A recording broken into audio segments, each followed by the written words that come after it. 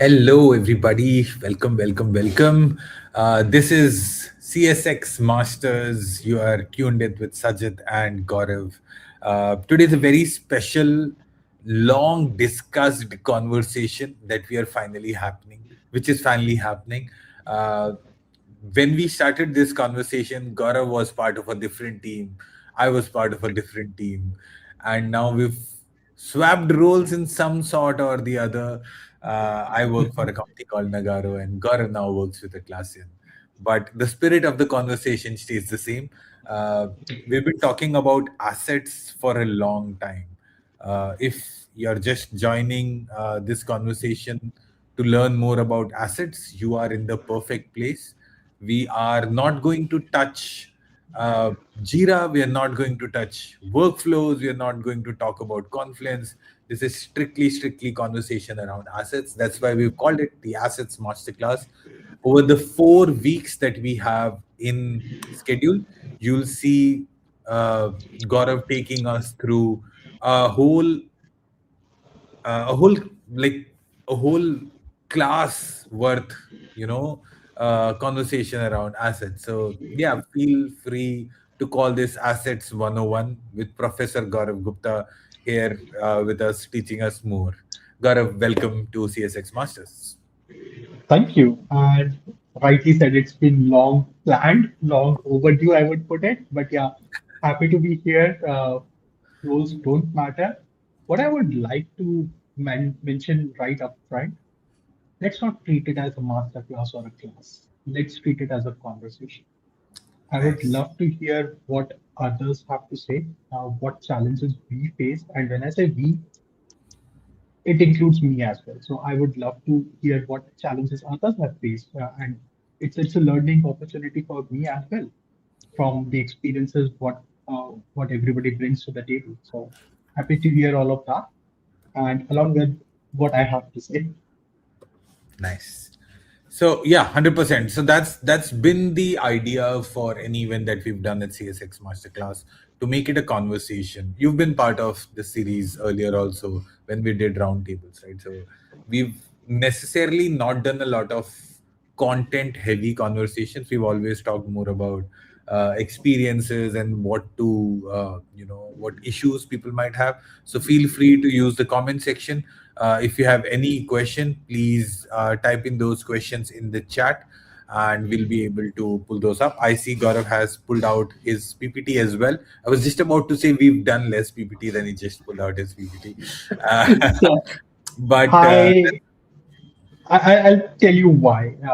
And again, would love to use them as placeholders, as anchors, yes, so that we have yes, a point where we are talking about. It's not just thin air where somebody joins in between.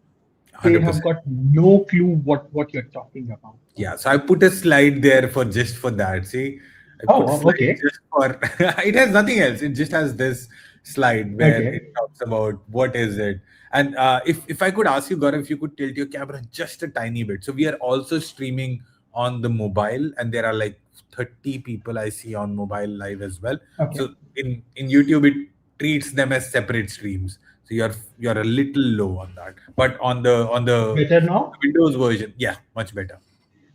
Perfect. So if you're just joining us once again, this is CSX Masters. We're doing a 4 week Assets Masterclass with Gaurav Gupta. If you're part of the Atlassian ecosystem, you know Gaurav. He was a community champion for years now, leading the Nagaro team. I'm sure there are a bunch of people from Nagaro in this stream as well, learning from Gaurav today about assets. But before we go ahead, Gaurav, if you could take a minute and tell us a little bit more about yourself.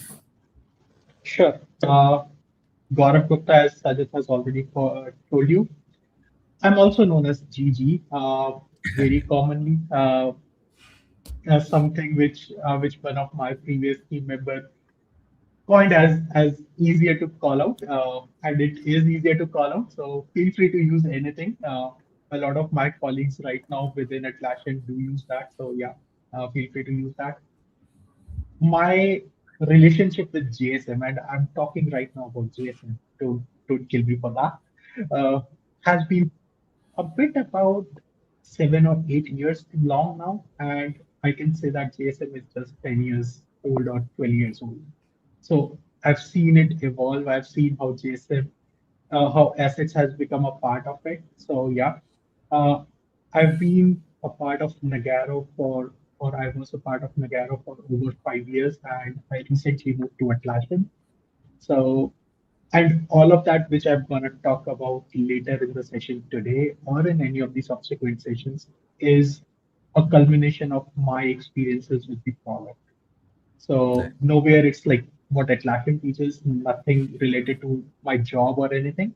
It's more like I love to explore GSM, and I'll still call it GSM. CSM is something which is still on the horizons, which I'm working upon now. So that's where it's only GSM, not service collection yet for me. Uh, and assets is these two things are I'll put it like pretty close to my heart.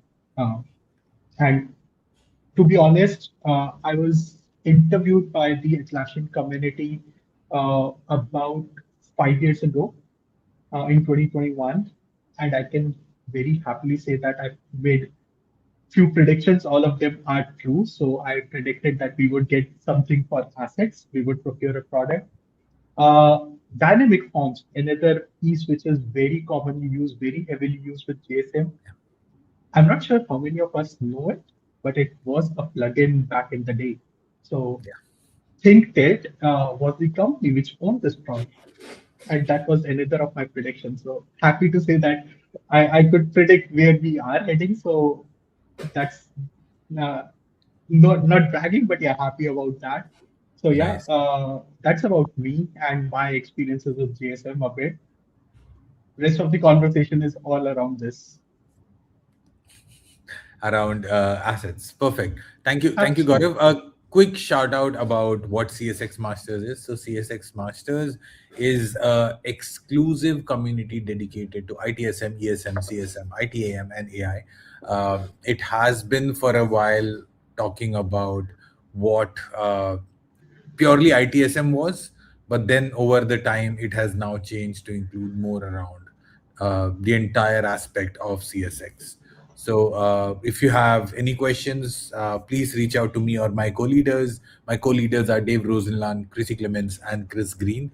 If you're joining us from the community page, just click on the home page and you'll see uh, all your community leaders. You can click on contact the group at the end, and you'll be able to send us an email. If you want to join the community, you can just do that, and you will be able to see all the four events that are tagged to 10th June, 24th June, and 8th July over the 4 weeks of Assets Masterclass. With that, I'm gonna take a back seat. I'm gonna be here moderating the chat if you have any question, but I'm gonna spotlight Gaurav, put on his screen on sharing so that Okay. see much more of Gaurav. All right. All right. Let's get started. And this is what we are going to cover in the four sessions. We're going to start with foundations. What is assets? Why do we need assets? And what is the whole story behind it? Then comes how do we operationalize it? And all of this is very focused to JSM and assets. Then we would talk about in the third session data governance. Well, data and governance both. We'll talk about how we get the data in, how we ensure that we have enough governance. Last but not the least, in this last session, we'll talk about an implementation, maybe an enterprise level implementation. How do you go about it? What are some of the challenges you might face, right? So we'll go through this journey like this. So starting with the foundations, I this is the agenda. So I've just got an agenda just for the heck of it, or rather the sake of it. But I would like to start off with one question, and I would love to hear your thoughts on it. All of us have experienced service management in some shape and form. Either we have implemented it or we have been a part of it, right? What, in your opinion, is the main cause of delay when you request for a service delivery? What is it? What are your thoughts?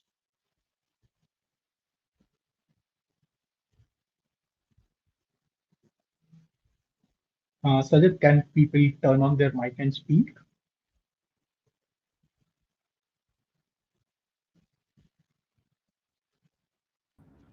Sorry. Hello.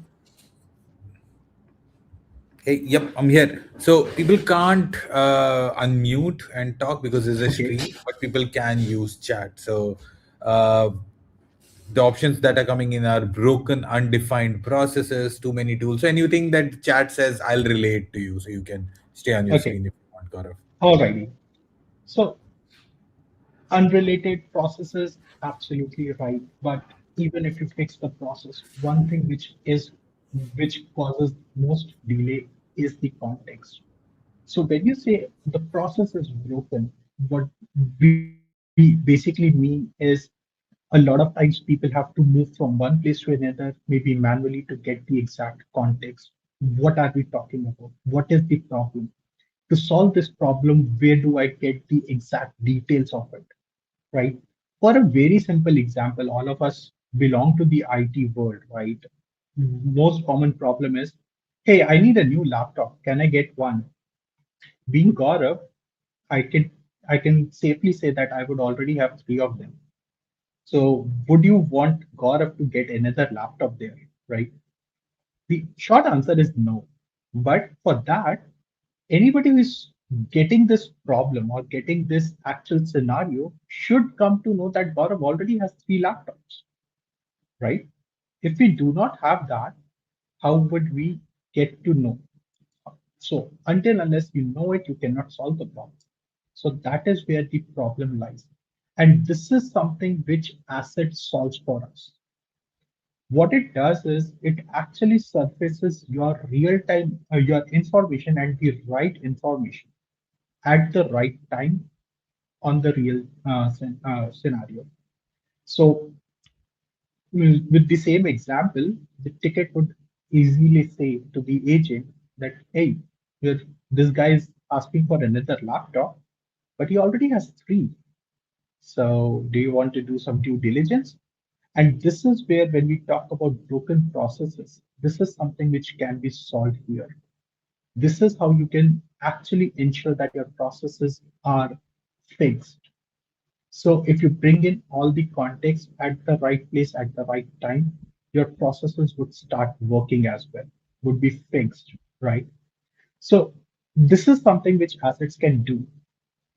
And today, I would say every company, every organization is doing assets or managing assets in some shape and form. Be it Excels, be it independent tools, be it some sort of database. Yes, it is there. But what benefit does associating it with your service management tool, which is JSM, what does it bring? What it does is, and the biggest thing is, it gets rid of these spreadsheets. It gets rid of your data silos. Your data would not be scattered.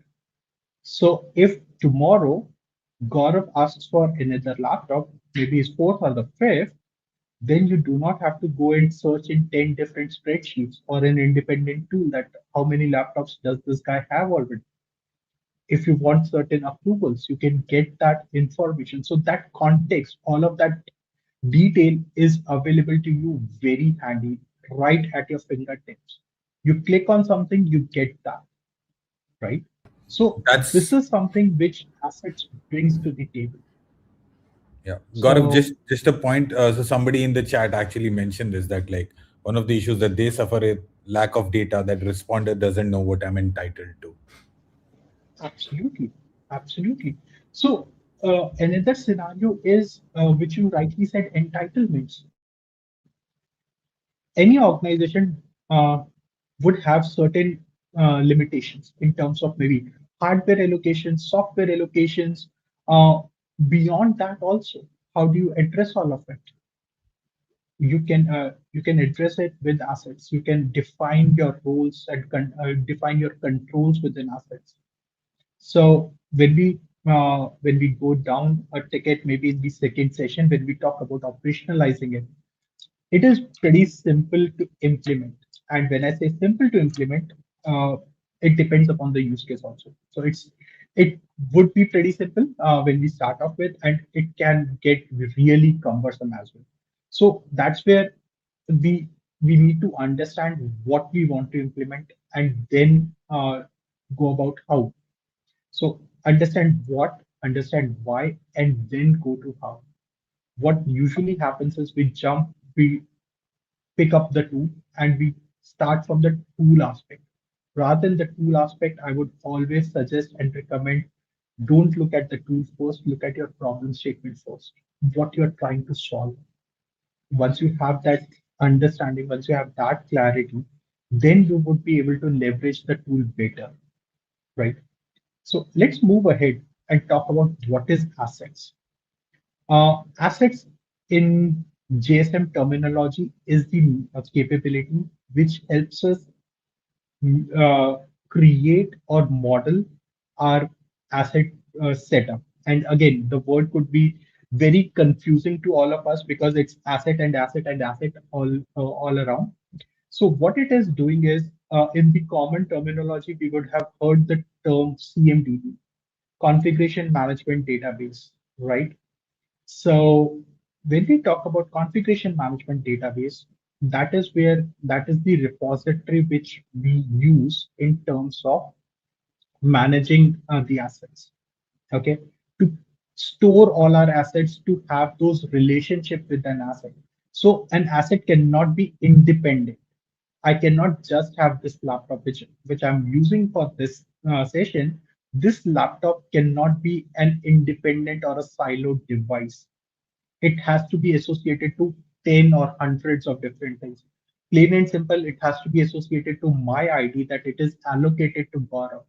So those relationships, those dependencies have to be mapped. And all of that mapping, all of that modeling uh, can be done in assets. So that's where the differentiation or uh, confusion arises at times, right? And this acts as the backbone of those that context which we were talking about, right? So I'll take a quick pause and would like to know from Sajid on the comments if we have anything right there. Nothing after that. So that was after the problems. We've not had much comments on it. Okay, great. Oh, and then for the screen share again. Um, Alrighty. All right. So now that we have seen what assets is, let's talk about few of the building blocks. Maybe I touched upon them a little bit, but let's dig a little deeper into it, and then we'll actually try and look at what a real asset schema looks like. And I would, while talking about them, I've got two more questions for the audience, right? So we'll come to that. So the first one is the schema. Schema, think of it as a project or as a space, which or a basically a container of all your related objects. Now, you can have one schema for, let's say, your hardware objects. You can have one schema for your software objects, or maybe one schema for your, let's say, financial objects. All of those, right? Now, within a schema, you can have various object types. You can have devices. You can have, when I say devices, it could be your network devices, your virtual devices, applications, vendor, organization, all of those details can be there. Those are your object types. Now comes the next layer, which is the object, which is the actual record, right? So if the schema is my project or the space, object type is my issue type or work item type, object is actually the ticket, right? Or the issue. I'm trying to draw an analogy with JSM right now. Okay. So object is the actual record, maybe each. individual, each employee, each laptop is an object in the system. Okay. Next, when we talk about now that we have a ticket, what we have is the details of the ticket, which are stored in, let's say, uh, what do you call your custom fields, right? Your system fields or your custom fields. So those fields here in this in assets are known as attributes. So when I talk about a specific laptop, who is the manufacturer of that laptop? What is the make and model of that laptop? Where is that laptop currently stored? Or if this laptop is assigned to somebody who owns that laptop. If we have, let's say, taken a lease on that laptop, a lot of organizations do that as well, right? So what's the renewal date or some other details? So all of those are attributes. Now comes the references, your linked tickets. As I said, owning who is the owner. So these are references or your let's say dependencies, whatever we want to call it. Last but not the least comes the workflow on which that particular ticket works or that project works. Here it's the life cycle.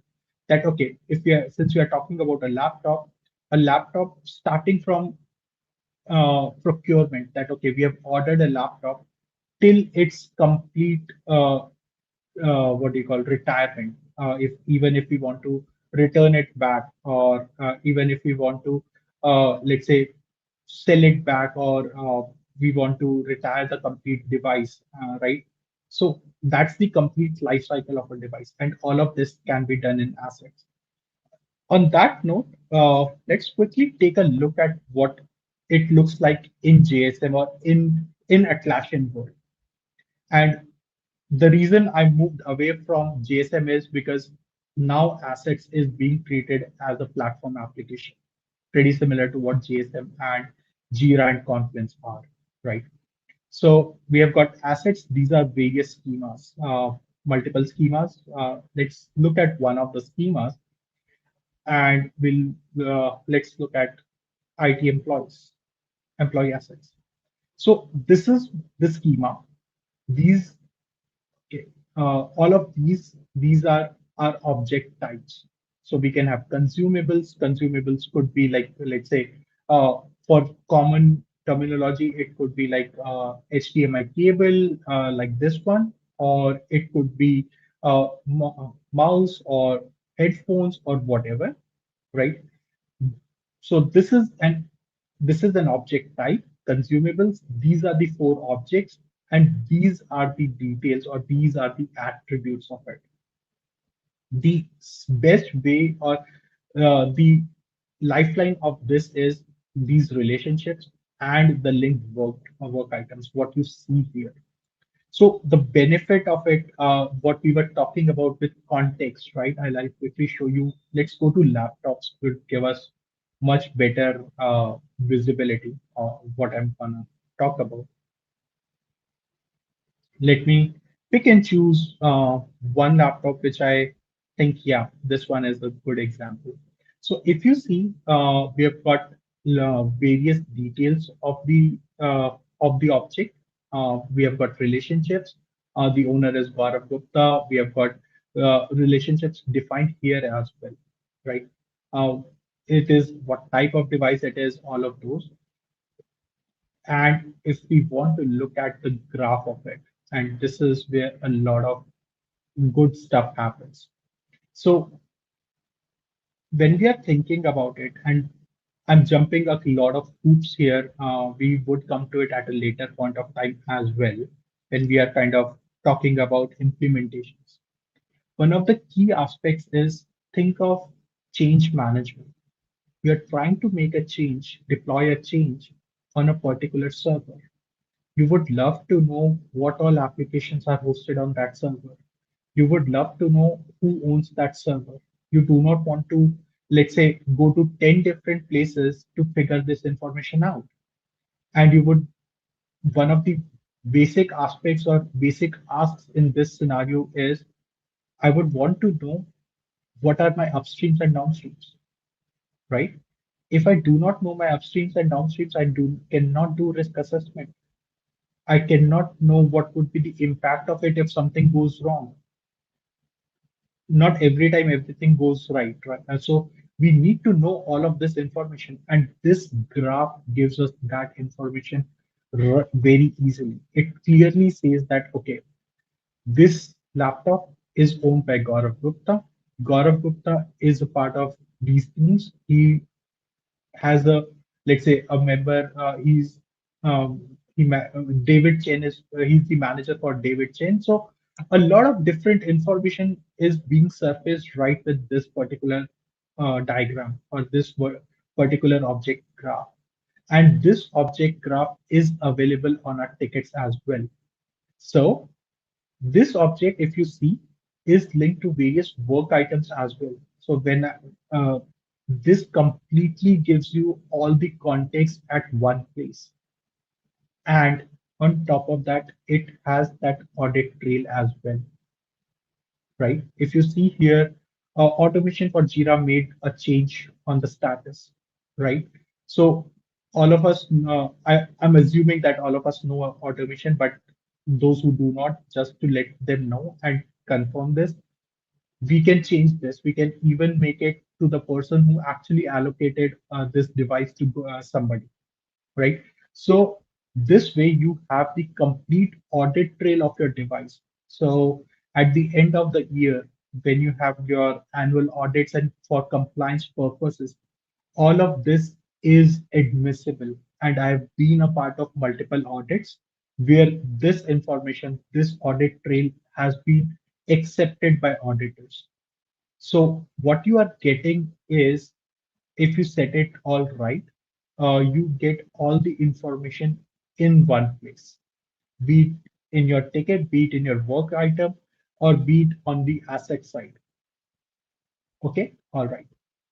Now, another thing, if you say on the left hand side, right, you do not see anything which might hold an individual, an employee, right?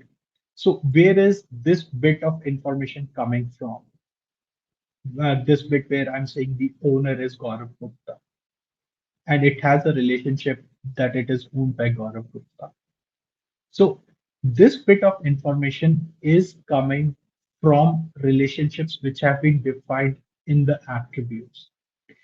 The beauty of it is Atlassian gives us a complete free hand as to how we want to design our schema. So all of this, what you're seeing here on the left-hand side, as well as on the center of the screen, which is the designing of your or defining of your attributes, all of this is you can do it.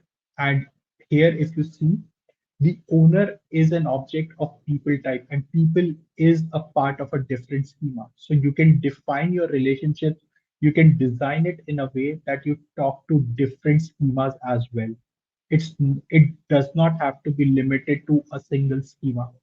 So we can have cross schema discussions or relationships defined. We can have what do you call within a single schema. So if I'll go back to the schemas for a minute, and if you see, there are multiple schemas, and all of them are interrelated except this enterprise schema. So what's the difference with this? So enterprise schema is something uh, where which I wanted to show you, because this one is really different in the terms that what we have done, or what I've done on this one is, it has got everything at one single place. There's not a lot of objects in it right now, but think of it, if you're talking to an enterprise and they want to see everything in one place in one schema, you can define it at that level also. You can design it that way. What you need to do when you're designing such things, or it again is a part of implementations. When you're designing a schema, before that, you need to understand what your customer requirements are. How does the customer operate? What are the various aspects they want to work in? So this one I'll talk about in a lot more detail, probably in the fourth session. But just to give you a glimpse that yes, we can have all the details in a single schema as well, be it people level detail, be it users, be it services, be it your infra level details, right? Hardware, network, routers, whatever. You can have all of this in a single schema as well. All right. So coming back, and I'll take a quick pause here. Would like to know from Sajid if there are any questions, any comments Yes, sir. from the audience. So two actually. First says that I think it was just like there was some typo, but like what they wanted to know was, is it possible to use assets without JSM? That's what I'm interpreting from this. Okay. Just Uh, like in your slides, it's like cascading. So I'm just gonna change sure. that Mm, for a second. okay. There we go. Yeah, yeah. Good. Yeah. So as of today, and again, whatever information we are sharing, it is as of today. We cannot. We need the service collection today in order to get assets. So Okay. without that, we cannot use it. The next question is, how easy is it to have a connection with ABM to create an asset when ordered and then have the asset updated with live data from the MDM once the asset is on the network? It's a loaded question. So yeah, this depends upon how we design it, and it is very much possible, right? So how we define our discovery mechanisms, how we define the ownership of it. We have got a system called Data Manager, which can link to a lot of data sources. So you've got adapters for APM. I'm not sure what we are referring to. If is it Apple Business Manager? Is it what we are referring to? Uh, if I yes, would assume. then So. Yeah. yeah, that's what my assumption is. So Apple Device Manager or Apple Business Manager. I believe we have an adapter for it. In case we do not, with Data Manager, if in case we do not, the beauty of it is it always has API-based what do you call adapters. So you can set up that adapter, and this we would have covered maybe in session 2 or 3, the discovery of assets, how we can do that. So what you can do is you can use Data Manager, set up your adapters, which take from various data sources, get that golden record and push it into assets. So initial setup, it might be a little cumbersome, not that cumbersome, I would say, but once you have got it set up, then it's pretty seamless, right? Okay. On that note, I would, yeah, go Sorry, ahead. go ahead. No, no, there were more questions. So I just wanted to take, your time correctly on that one as well. Not a problem. We can take as many questions. But Okay. just to let uh, people know that we can even create custom solutions as well, which have been done in the past. But Data Manager is a real lifesaver in that aspect as of today, with respect to discovery and all. Perfect. Our good friend Dhruval, your old colleague, is asking, how complex is it to change the schema configuration once we start filling data into it? Any tips to avoid roadblocks that could help in preventing the restructuring? A great question, I would say. Once you've got the data and you cannot change the structure. Uh, so in case you are referring to that, you want to change the object type or attribute type, right? What kind of attribute it is, then it's not possible. You'll have to delete your records and then do it. So what you need, that's where, if you remember when I was talking about that enterprise level schema, right?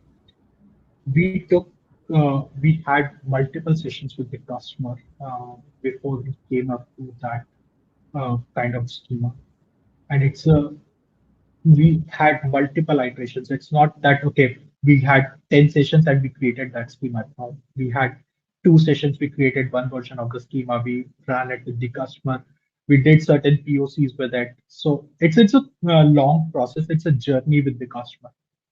So you need to understand how they operate. And the beauty of all of this is, again, uh, it does not have to be IT team only, right? Think of it from an HR perspective. Think of it from a finance perspective. What we, a lot of times, what happens is all of us, and I would put myself in those shoes again. I have been in those shoes multiple times. We have a very focused view on the IT aspect only. I have to get laptops, I have to get servers, firewalls, frameworks, all of that. Yes, all of that is required, and that at times is your starting stone. But at times it is not. At times, you might be coordinating with the HR team first. They would like to see the people getting in first. They want to see who the manager of this particular person is, which department this guy belongs to. Before I get to the point that okay, allocate a laptop to this person. So think of those aspects, and all of that is possible without getting multiple modules in. So in this one schema, in this one uh, system called assets, you can design and define and create everything. You can model your based on your what do you call use case. You can model your schema accordingly, Perfect. All right. right?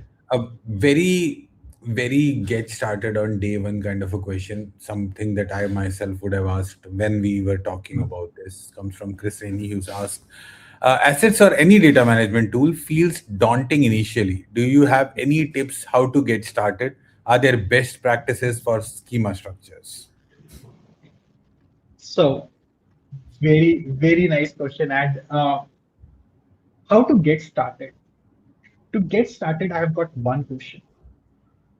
And this is something which you need to answer from your use case. What do you want to achieve out of it? Do you want to do asset inventory or do you want to do asset management? This Isn't one answer, inventory the first step to management? it can be, or certain companies just want to do inventory. They do not want Okay. to do management. Okay. So, okay, think of it from a non-IT perspective, a manufacturing organization, Sure. right? They have got uh, let's say cars, for example, they've got just the inventory. They do not want to do management at this point. They just want to do inventory. So when you think only from that perspective, when you want to do inventory only, then your schema structure and everything changes. Hmm. But if you want to do management, then you want to start in a different format. And what is the difference, right? So Hmm. asset inventory becomes really lightweight, and as you rightly said, it can be the first step towards asset management, right?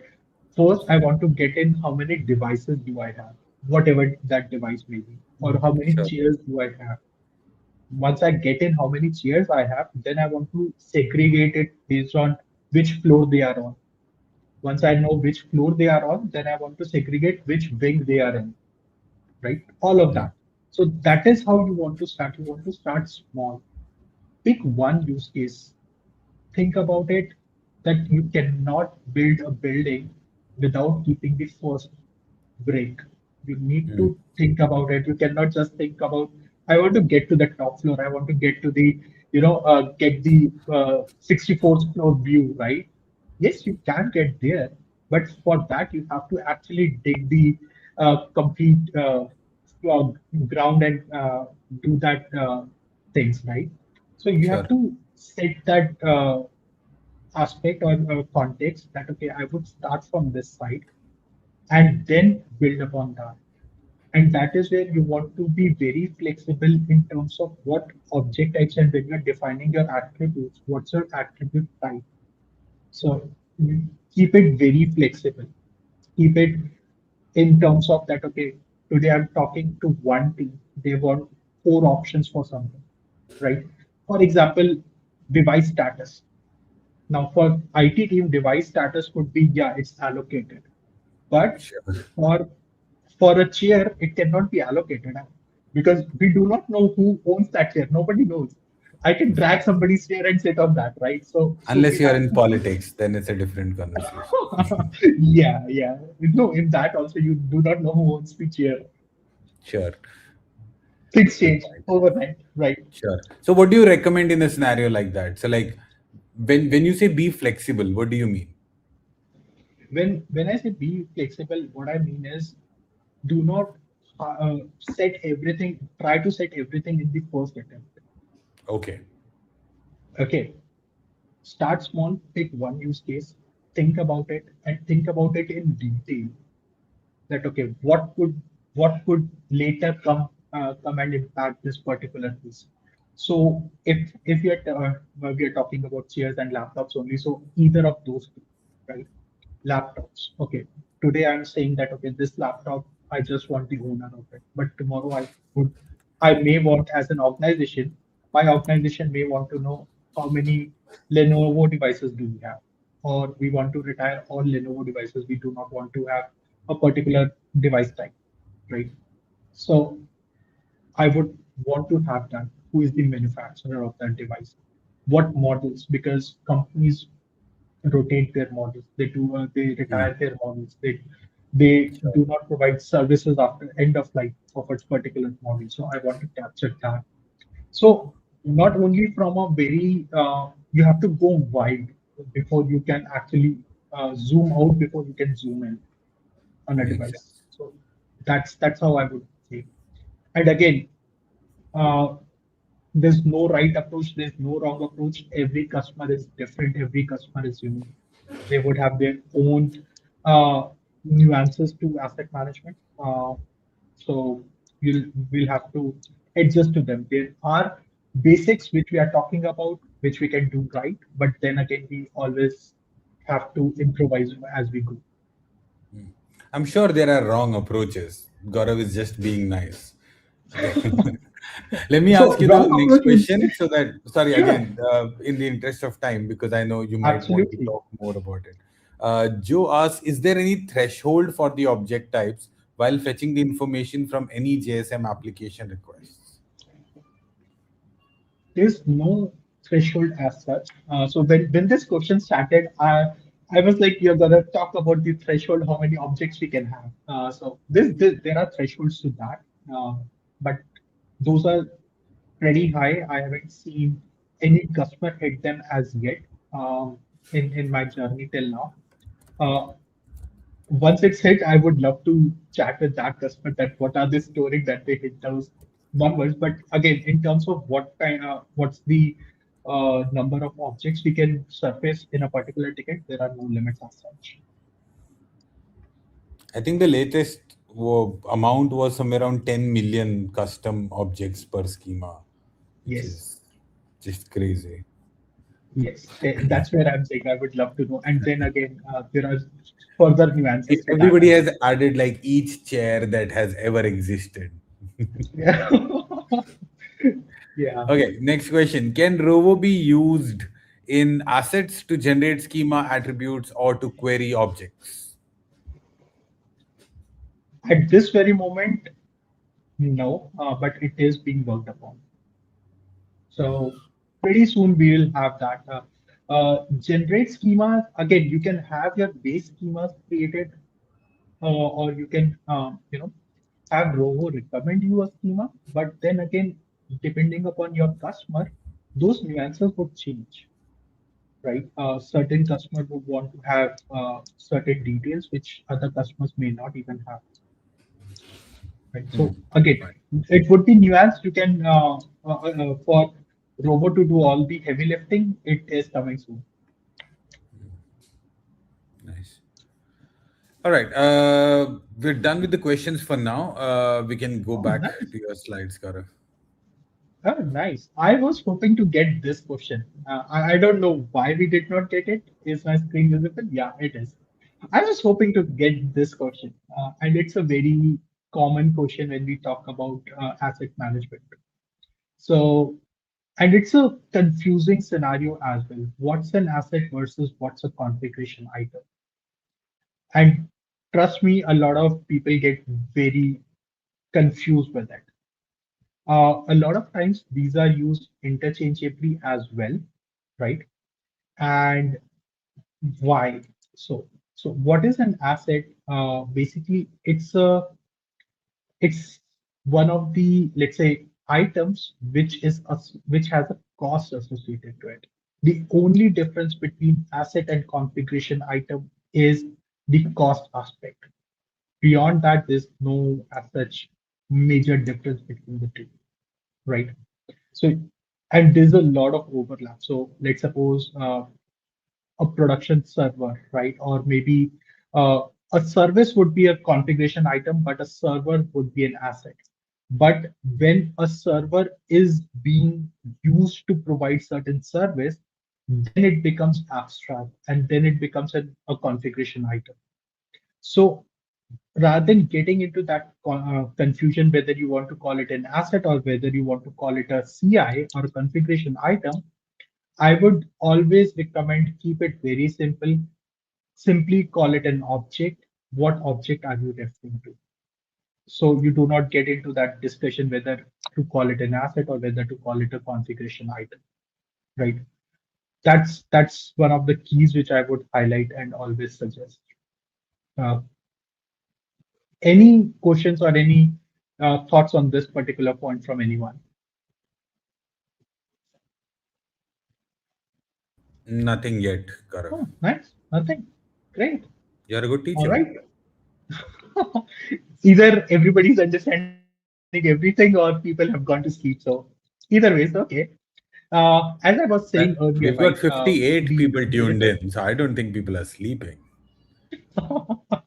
Oh, that's a big number. Yeah, great. So coming to the next one, which is cross domain, and we already talked about it.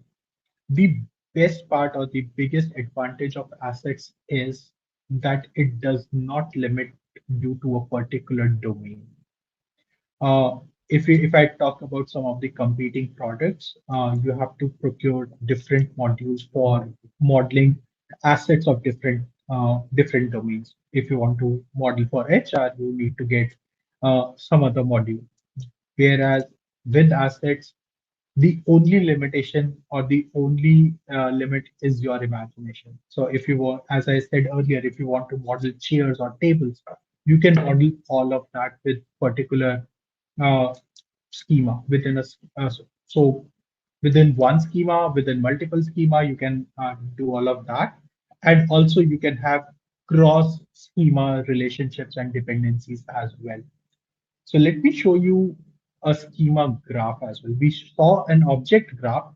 Let's see a schema graph. Let's go to engineering support for, I don't know why I chose it, but this is a schema level graph where it shows you the relationship between various objects of a singular schema, right? And all the other relationships as well. So if you want to dig deeper, I can say show links to parents and objects, right? So it already shows all of that. When we go and look at a particular object, right, we can define what level we want to go in. Let me pick a good example for that. Give me 1 second. If we go back to this one, uh, we have some good examples on this one. One of the bigger reasons we have got good examples is because I work primarily on this particular schema. That's one big reason. So if we uh, look at this, so it is the complete schema graph. And if we look at the object graph of this particular object, what we can do is we can define till what level of depth we want to go. If we want to look at just the simplest of it, just the immediate relationships of this particular object, it shows us this. Now, I would say I want to go next level. What it does is it brings in the relationship of all the 4 or 5 immediate connections of this device uh, as well. So you can see all the relationships and you can dig deeper, as deep as you want, up to 5 levels, right? So it would take time to surface, but that's one reason it did not surface. Okay, yeah. So if you see this, now it is going till whatever level you want. In this, you have to figure out where your actual device is and then keep translating. So here is my device. It is linked to, now it will again, since I moved it, it would again try and render it again.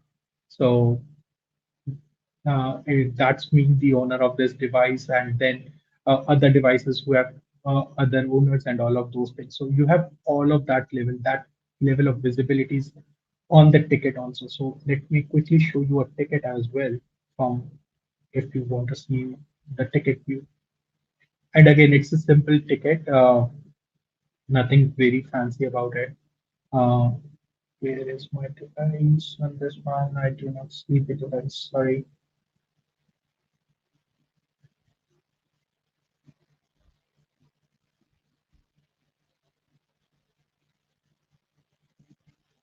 All right. So here is the you see this device, and if you click on it, you can see the graph from the ticket. So that's where, if you remember, as I was saying, that we can surface or render this graph from there. That what are my relationships, and from here I can say that okay, give me references, give me types, all of those, and it would start populating all of those, that information, right? So that's how you can render it.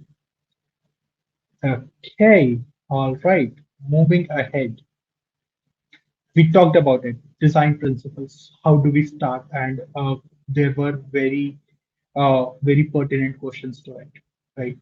That how do we start on it? What we should start is with one use case, start small, right?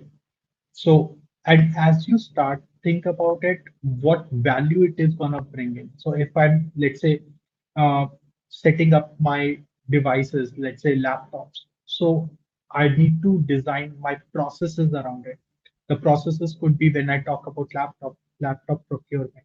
So what procurement would do is bring in new devices. Once the procurement process is complete, it would bring in more new devices and update my schema, update my objects in the schema. So what would be the workflow? How would the data come in? Then device allocation, device deallocation. Somebody might come and say, oh, my device is broken or it needs repair. So we need to think about all the processes or all the workflows which would be touched by this device, and what all values or what all aspects it would need, or what all attributes it may need. All of that you need to define, think about it and define accordingly, right? Uh, Ownership goes without saying, who owns it. So when I say who owns it, it's not that who owns this particular device. Think of it, let's close this. Think about who owns this particular object type or this particular schema. If tomorrow I have to make a change to this particular schema, who owns it? Who would approve for that? So we have to think about those aspects as well, not only about objects, but object type and schema ownership as well. So the earlier we define it, the ownership, the uh, governance model for it, the better it is. Otherwise, what happens is everybody goes in and makes changes to the schema. And as goes without saying, too many cooks spoil the broth. So, yeah, when you have got too many people coming in, making changes to the schema, it creates a lot more problems, right? So, those are some of my thoughts on it. And yeah, key things which you should avoid: over engineering. And trust me when I say this, because I am one of the biggest culprits of over engineering things. When you're modeling the schema, start small, right? Do not overthink the problem that I would need 200 attributes to start off with. No, you do not need 200 attributes to start off with. Only 20 or key 20 would solve your purpose. You may want to keep room for adding more attributes, which you can do. Even after adding objects, if you're adding new attributes, you can do that, right? That's one problem. And I have been a big culprit on this aspect. I would honestly say that. Tool first thinking, as I said earlier, think about the process, think about what problem you're solving, right? And weak ownership, again, who owns the data, who has the ownership. Until unless we define that, we are gonna get into problem. And manual data, we'll talk about it in the subsequent sessions, that we need to get the data in through the sources, through import mechanisms, right? That's all I had for today's session. Session two, we'll talk about how to model, and once we have modeled, how to get in. We'll talk about some AQLs. We'll see object fields, how we can use it in various aspects, how we can use it via automation tools as well. So that's what I would plan for the next session. Uh, I'll I believe we have got some time left, and I would like to use that for questions if there are. We have one question which says, in the object graph, what determines the direction of the relationship arrows? So how you define it, from which object you define it, object type you define it, that goes in the direction. So you want to be very specific when you're defining it. So what do you mean Right? by which? Like, can you So, be a okay, little? Yeah. when I say Gaurav manages David Chen, that was one of the examples, right? Or Gaurav owns this device. So if I am when I'm creating that object type of laptop, right? I would say owner, right? Owner is people. So it would say laptop is owned by people, Got it. So right? Gaurav owns the That's the laptop. direction. Laptop does not own Gaurav. Yes. Basically that. Okay. Yeah. I mean, That's laptop that's does own Gaurav, but in a psychological at times sense. it does. Yeah, that's how it Okay. is. Okay, got it. Will any subsequent session cover on setting up our BAC the right way in assets? Yes, we would talk about, yeah, those as well. Yes. So we've got the 4 sessions on the CSX master community already. So if you just go there, you'll see what the content is going to be on all 4. All of this will be connected back to the main session itself. So if you have questions, you can feel free to use the chat even after the stream has ended. To ask questions, we'll look at the chat or the comments in the YouTube video, and we'll pull them up in the next session. I think the next session is on 10th of June. But Yep. till then, if you have any questions, as always, please feel free to reach out to the moderators of the CSX community or use this video to ask your questions. Uh, I'll give people 1 more minute because we are right on time. You've used 58 minutes. We've got one more question. Yes. Okay. We've got a question that says, can't wait to find out. Oh, not a question. Can't wait to find out the best way to set up software license management for IT support.